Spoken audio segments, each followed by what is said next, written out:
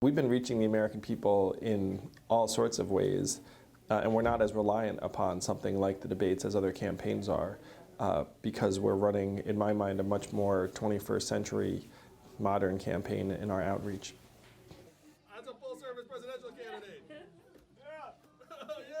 I think if people dig into my campaign, they see it's a very, very serious message. Unfortunately, we did blast away 4 million manufacturing jobs in the swing states. We are going through the greatest economic transformation in our country's history, and we need to rewrite the rules of this economy to work for us. So people, I believe, are savvy enough to know that you can have a very, very serious message and actually enjoy yourself while you're delivering it. We act like Donald Trump's the cause of all of our problems. He is not. He is a symptom. Again, Donald Trump is not the cause of all of our problems. The problems preceded him, and the problems will be here after he's gone. But we have to think harder about the reality on the ground that millions of Americans are experiencing, that we blasted away these 4 million manufacturing jobs in the swing states, that now 30% of America's stores and malls are closing, and being a retail clerk is the most common job in the entire country. We have to let Americans know it's not immigrants that are causing economic problems. It's the fact that we're going through the greatest economic transformation in our country's history, and we need to rewrite the rules to work for us.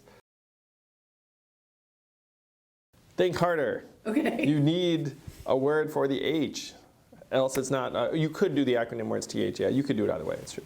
But it's Make America Think Harder. When I had events, they started chanting math, math, math, and then not being complete morons, we then made math signs and then math hats. We sold, I think we made an initial trial run of 500 math hats just for fun to see if there was a demand, and they sold out in 22 minutes. The freedom dividend is universal but opt-in. It's only if you opt in and determine that $1,000 in unconditional cash is superior to whatever your current situation is that you would make that choice. So I would expect there to be many Americans that continue to enjoy their current benefits because they determine it's better for them and their family. We can completely afford both the dividend and preserving existing social programs for the people that prefer those programs. It's a very tough truth that running for president is a lot easier if you have certain resources at your disposal.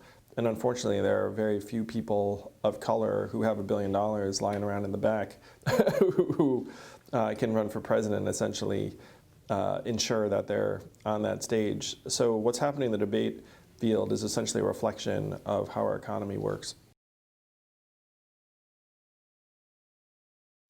We've already done the hard part. We're growing and growing when other campaigns are shrinking. We're going to peak at the exact right time, and we're going to shock the world come February.